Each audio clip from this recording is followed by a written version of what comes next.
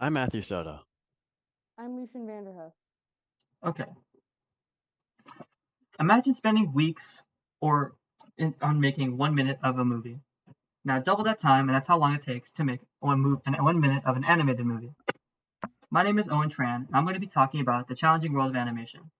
I'll explain the creative process behind animation, explore different styles, and the jobs it takes and the challenges within those jobs. Let's start by understanding what it takes to bring animated stories to life.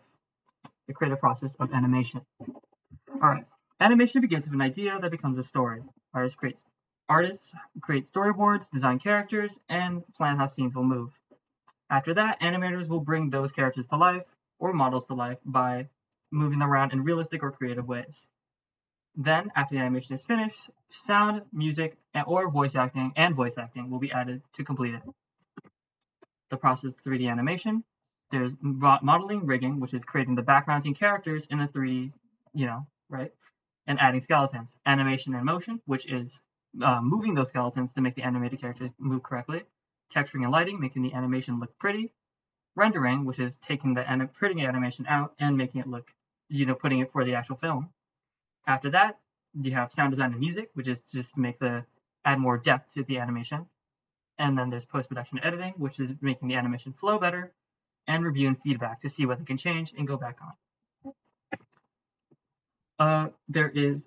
This is an artist's experience when making a movie. He spent a lot of time, and this is made by him and both him and his grandparents, and he really worked hard on this film after his grandpa died. His name is Gonzalo Muelas. All right. Gorilla has been the most personal project I've worked on so far and has served as my entry into the animation industry, as stated by Muelas in Pozo's article. So it's a very well-made film, and I recommend you watch it yourself. It shows how much depth and how much heart was put into the product. Now that we're done talking about that, let's move on to different types of animation. There's each style looks different and needs different skills to create and different kinds of education. Some styles mix styles to create something more unique and interesting to look at. First, there's traditional hand-drawn animation, which is like 2D animation with like the old Disney movies you're thinking about. There's 3D animation, which is using the same thing, like I talked about earlier, using skeletons on 3D models.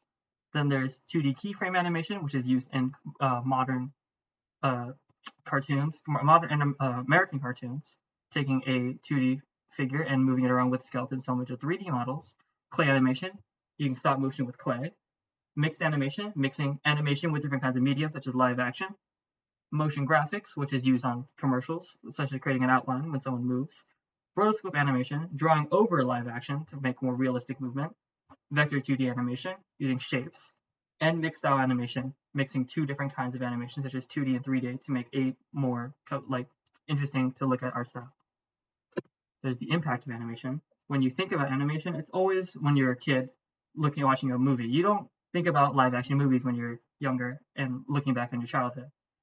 You always talk about movies like, I don't know, DreamWorks known ones are like How to Train Your Dragon or Kung Fu Panda. Those are really impactful to at least my childhood. All right, next we're going to talk about careers in animations. So you could be an animator, background artist, or VFX designer. Jobs usually work on movies, shows, games, and things of the sort. It's very difficult to get into it, and there's also a lot of pros and cons.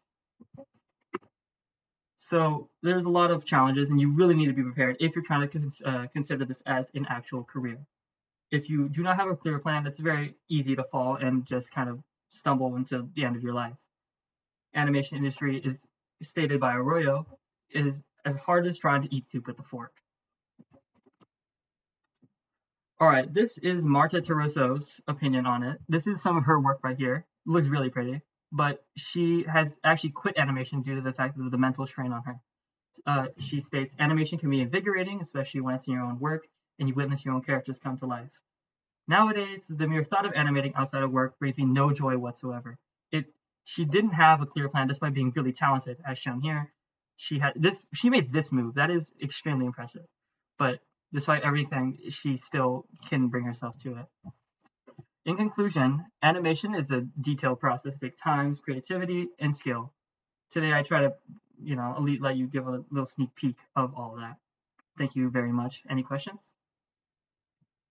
No, I'm good. All right. Oh, okay. I Do- guess oh, like you can have a question. Oh, I can't have a question. You can. No, ask a question.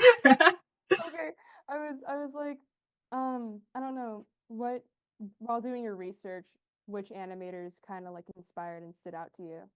Well, I always like 2D animation or 2D traditional animation because I like drawing, and 3D and modeling, number one, is not my thing, and 2D rigging is just not as fun for me. I like drawing more dynamic movement. All right, that's it. Thank you so much.